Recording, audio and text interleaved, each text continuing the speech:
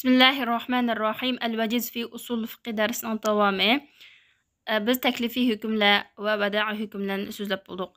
Hamdi tekmilatun fi mustalahatin müşabehe. O'xshib ketadigan ba'zi atalg'ular haqida to'liqlama. Birinchi, hikmat. Hikmat degan nima? Hükümning hikmeti deganimiz talab qilingan fe'lga ergishib keladigan foyda, manfaatdan, maslahatdan iborat. U bo'lsa-mu hükümning mazkur hükümning yo'lga qo'yilishidan hosil bo'lishi, qo'lga kelishi maqsad qilingan maqsad muddaodan iborat. Masalan, qisosning vojibligi bir hukm, ammo uning sababi o'ltirish, ya'ni qasddan odam o'ltirish. Ammo uning hikmati bo'lsa, jallarni qo'g'dash, ya'ni jallarni begunoh holatda o'lib ketishdan qo'g'dash.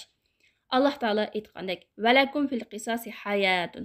Qisosda sizlar uchun hayotlik bor, ya'ni qisos ilingan vaqtida boshqalar qasddan odam o'ltirish uchun qo'l yig'idi. Ya'ni jamiyatdagi insonlar qisos ilinganligini, qisos ijro qilinayotganligini ko'rgan vaqtida qo'rqidi. Biz odam o'ltirsak, bizmi o'ldikanmiz, bizmi o'ltirildikanmiz deb qo'rqib, shuning bilan kishilar qasddan odam o'ltirishdan qo'l yig'idi. Buning bilan garchi bir odam qisos orqali o'ltirilayotgandek tuyg'u bergan bilan nurg'un odamning begunoh o'lib ketishining oldini olg'ili, nurg'un hayotlikni saqlab qolg'ili bo'ladi. Shariat ahkomlari yetmoqchi bo'lgan, maqsad qilgan maslahat, foyda, manfaatlarning asosi 3 turlik bo'ldi. Ya'ni bu maslahatlarning birinchisi daruriyat. Daruriyat deganimiz al-kulliyatul khams, 5 dona kulli, ayt zarur bo'lgan narsani qo'g'dash. Ular bo'lsa-mu jon, din, aql, mol va nasldan iborat. Bularni paydo qilish bilan yoki bularni qo'ldan birib qo'yishdan yoki bularni halok bo'lib ketishidan yoki kamlab ketishidan qo'g'dash orqali bu 5 narsani muhofazat qilish, saqlash.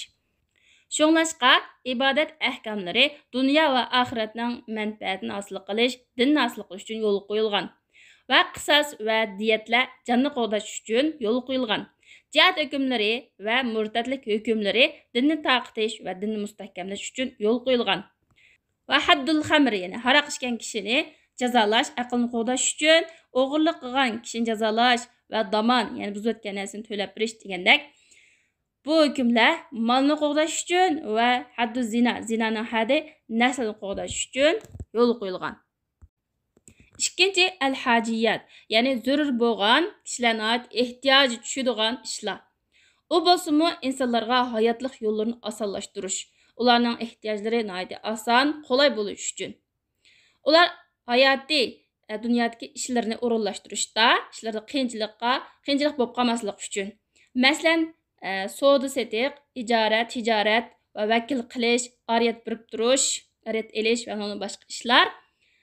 Mushlarning hammasi insonlarning ishlarini qo'laylashtirish uchun yo'l qo'yilgan. Ya'ni safarda qasr qilish va ro'za tutmay og'izni ochib o'tish ma'lum bir turlik qo'laylik, taraffuh, ma'lum bir ozodlik, yengillik hosil bo'lish uchun bular yo'l qo'yildi. Hatto musafir safarda qulay bo'lish uchun. Liyaqdiya hajatahu min safarihi duna mashaqqatin. Safarda iborat ehtiyojini qiyinchiliksiz, mushaqqatsiz ado qilish uchun. Uchinchi tahsiniyat.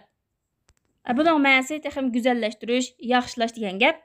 Ya'ni masalan, pokizlanish, poklanish, sirtqi qiyofatini yaxshi, go'zal qilish uchun zinnatlanish qatorlar yo'l qo'yildi. Uning boshqa yana har xil adab, axloqlar yo'l qo'yildi. Nimishqa deganda kishilar go'zal odatlarda, urf-odatlarda va go'zal ishlarda mushtash yurish-turish qilish uchun.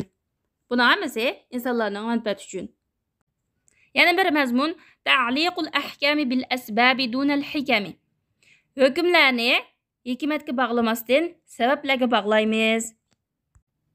Ko'pincha vaqtlarda shariat hukmlari sabablar bilan bog'lanadi. O sabablar deganimiz oshkora, boshqalar ko'rib biladigan va muqim bir aniq bo'lgan sifatlar. Hikmat emas, hikmatlar emas. Hikmat deganimiz ma'lum bir foyda, manfaatdan iborat. Hikmat ba'zi oshkor bo'ldi, ba'zi oshkor bo'lmaydi. Masalan, qisosni misoliga olsak, u sabab bilan bog'langan. U bo'lsa-mu qasddan tajovuz qilib o'ltirishdan iborat. Agar mushu sabab tepilsa, o chaqda qisos vojib bo'ladi. Garchi uningki hikmati hosil bo'lmagan taqdirdami. Qisas yo'lliq qo'yilishning hikmati nimadan iborat edi desa, u odam o'ldirishdan cheklash va xotirjamlikning hosil bo'lishi, qo'lga kelishdan iborat edi. Mushu hikmat tepilmagan taqdirdimi? Masalan, misolga aytsak, bir to'p odam bor, bular qisas keladiganligini bilmaydi. Qotildan qisas olsaqmi, u jamiyatda yoki shu bir to'p odamlarning orasida adam öldürüşünü toslashdan iborat bu hikmat vujudga chiqmaydi. Bu yerda debdi, masalan bu yerda qisas ilindiganligini biladigan odam bo'lmagan taqdirdami debdi. Hikmatga qaramaymiz, hukmlarda sababga qaraymiz. Ondan boshqa yana eg'iz echish. Eg'iz echishninki illati nima deganda safar. Eg'iz echish illati bilan bog'langan. U bo'lsa safar qilishdir. Hikmatiga bog'langan emas.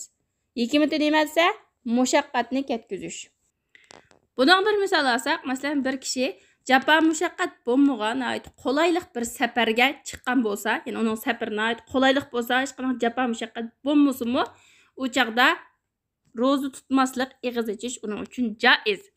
Bu kishi safarda hech qanday japa tatmadi, musafir kishi safar ustida japa tatib qolmasin, qiyinchilik tatib qolmasin deb u qiyinchilikni ko'tarishni maqsad qilgan shu hikmat bilan eg'iz echishni ruxsat qilgan bo'lsa-mu shariat, ammo bu yerda shu hikmat bo'lmasa-mu safardan iborat shu sabab tepilganligi uchunlar bu kishining haqqida eg'iz echish joiz deymiz.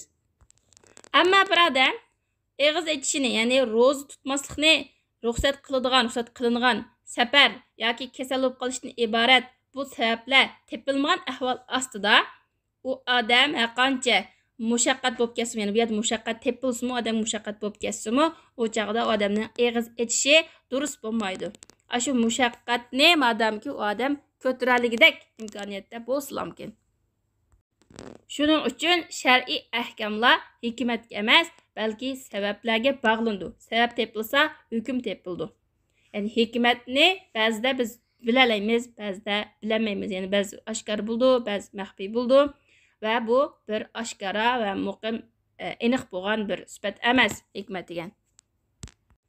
Agar shar'iy hukmlarni sababga emas, balki hikmatga bog'lab, ondan hukm chiqargan bo'lsak, o chaqda nurg'un ahkamlar ust-ustin bo'lib ketadi, qalaymaqon bo'lib ketadi. Masalan, addisi shu ro'za tutishdan iborat bu ibodatdimi qalaymaqonchilik yuz berdi. Masalan, iftor qilishninki hikmati qiyinchilikni ko'tarish edi.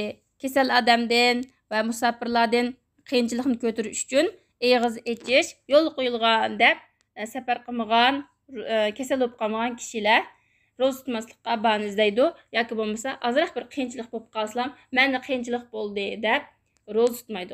Qalaymaqon bo'lib ketadi bu ishlar. Ondan boshqa yana farzandlarning nasabi, ya'ni dadasiga nisbat berilishda bu qaysi sabab bog'landi desa, ayollik nikoh munosabatiga bog'landi. Chunki bu ayollik nikoh munosabati oshkora va munzabit muqim bo'lgan, bir aniq bo'lgan bir ish. Ayollik munosabatga o'xshamaydi.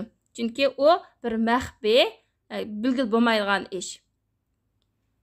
Mushu hukmlar mana shunday tariqada bo'ladi, ya'ni hikmatga emas, balki sababga bog'landi. Ulamolar shariatning hikmati haqida nurg'un kitoblarni yozgan bo'lib, bu kitoblarning qatoridan Valiyulloh ad-Dahlaviy degan kishiningki Hujjatullohil Baligha degan kitobi va undan boshqa Shayx Muhammad al-Xidri degan kishining Hikmatut Tashrih degan kitoblari bor.